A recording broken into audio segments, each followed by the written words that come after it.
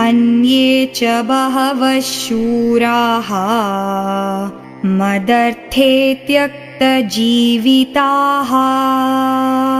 नानाशस्त्रप्रहरणाः सर्वे युद्धविशारदाः। ఇంకా అనేక మంది వీరయోధులు నా కోసం తమ ప్రాణాలను కూడా త్యాగం చేయడానికి సిద్ధంగా ఉన్నారు.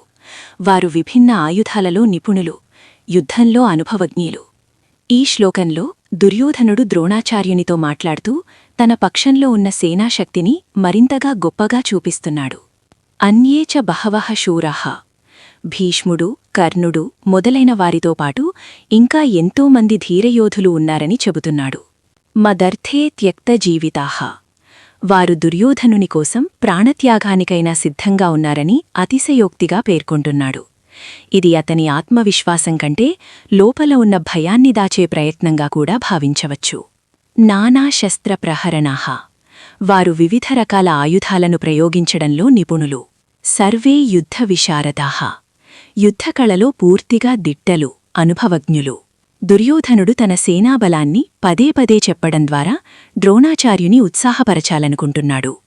అయితే అదే సమయంలో పాండవుల పక్షంలో ఉన్న ధర్మబలం పట్ల అతనికున్న అంతర్లీన భయాన్ని కూడా ఈ మాటలు సూచిస్తాయి. ఇది అహంకారం ప్లస్ అస్థిరత రెండింటి మిశ్రమం.